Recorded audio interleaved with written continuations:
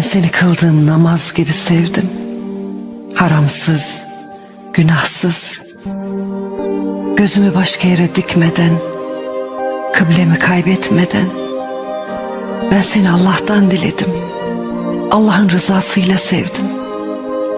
Sonra Rabbime el açıp dedim ki, ne olur Allah'ım, onsuzluk imtihanım olmasın. Tam şurada, sol yanımda sakladım seni. Okuduğum dualarda sana da yer ayırdım. Kutsaldın şu gönlüme, kutsaldın dinime.